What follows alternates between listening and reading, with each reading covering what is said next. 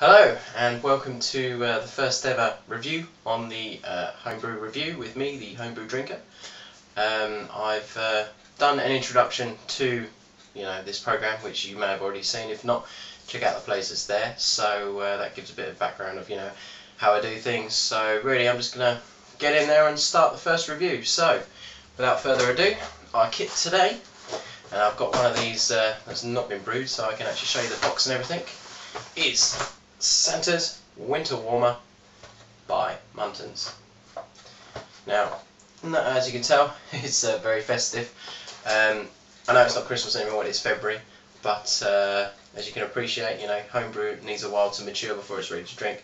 I give mine at least 6 weeks. So, if I'm going to get a few reviews off the ball, I need to start using my back catalogue. This was actually the second kit I ever brewed back in October last year. So, I apologise, it's not really the best time for showing one, but hey ho, just getting there ready for this year, eh?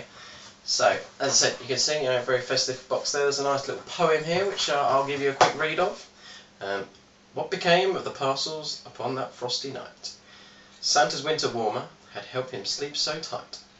40 pints of warming ale, of which he'd had a few, and a longing glance at his fireside chair had made him think anew. Blow the children and the gifts, it's time to think of me. And within mere seconds of sitting there, he was snoring merrily. So, there you go. So that's the kit there. Obviously the thing to bear in mind if you are brewing something for Christmas, you need to get it done a couple of months before, so October, November time is perfect time to get that done. So without further ado, let's give you a bit more detail on the Santa's Winter Warmer. This is Santa's Winter Warmer, made by Muntons. This is a premium 2-can kit, which means you don't need to add any extra sugar, as it contains 2 cans of pure malt extract. You do still need to add a bit of sugar when bottling, obviously, and I just used plain granulated sugar on that one. Produces 36 pints. On the box it says approximate alcohol strength of 5.7. However, my alcohol content, the original gravity was 1050 and the finishing gravity was 1016, giving me an approximate strength of 5.1%, which is pretty strong, so you won't want to have too many of these before Christmas Day. Price wise then, the kit itself was $25.49. As I already said, there's no extra costs involved for sugars, so then that gives us the average price per 500ml bottle of 55p. And the average per pint price, for those of you still working in Imperial, is 64 pence. So there we go. So let's have a look at one I brewed earlier. Okay, that's all the technical information out of the way. It's time to sample it. Now, I'm going to be honest with you.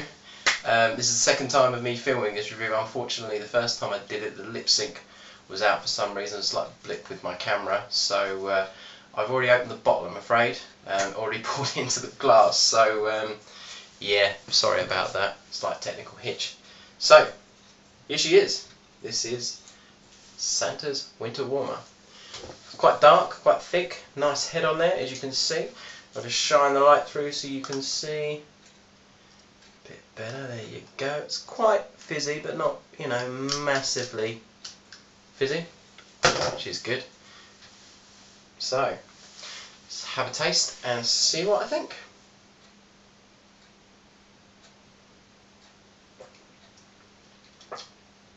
Yeah.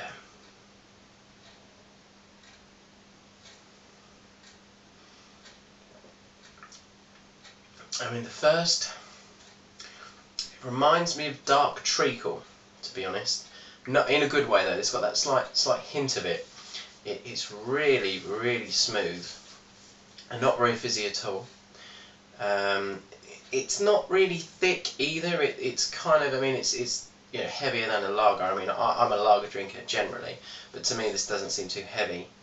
It's really good, just really pleasantly tasting. In fact, I can't stop drinking it, so have another go. Again, as well, you've kind of got that treacly kind of smell to it as well. Yeah, I mean, it's quite strong, but it doesn't taste strong. There's not much of a kick to it either. It really is you're quite happy to sink, 8 or 9 of these sat around the Christmas tree half asleep in your armchair. Yeah, definitely warm me up on a winter night, that's for sure. So yeah, that is really, really nice. I mean, I've had Christmas ales in the past and they've not been brilliant, but this is fantastic. I mean, it's a slightly more expensive kit, but you know, you do get what you pay for sometimes, and you know, in the end of the day, it's still a lot cheaper than if you were going out and paying, you know, £3 a pint for this in your pub. So yeah, wholeheartedly recommend this. So I suppose I have to give a final score then. I'm sure, as most people do, my friend the cider drinker does. We're going to use a scale of 1 to 10, 1 being the lowest, 10 being the highest. Makes things nice and interesting. Now, as I said, I'm not really an ale drinker, so I'm probably not the best person to say, you know, in terms of, you know, if it tastes like Woodford's Wherry or, I don't know, Old Speggle Hen or anything like that. I can't really, it's not like I compare it to. I did have a Christmas ale called Rocking Rudolph once. It tastes a little bit like it, but this is a lot nicer, trust me. So, yeah, anyway, I'll stop babbling. I'm going to go give this...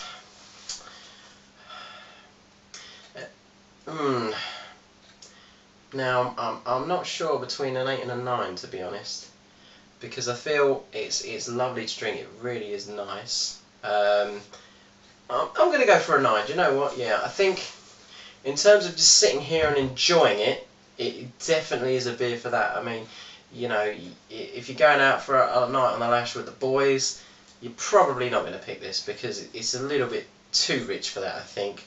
You know, you wouldn't want to be down in 8 or 9 of these, really. It probably would be a bit sickly after a while, I should imagine. But, you know, 2 or 3 at home, front of the telly, definitely. Really should be sampled and you know, take your time over this one.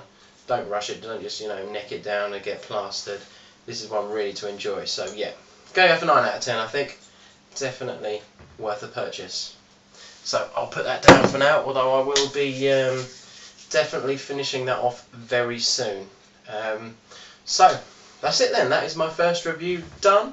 Hopefully without any sound effect problems this time. Otherwise I'm going to be doing it for a 3rd time. I think my enthusiasm is going to be slightly lacking, I think, to be honest.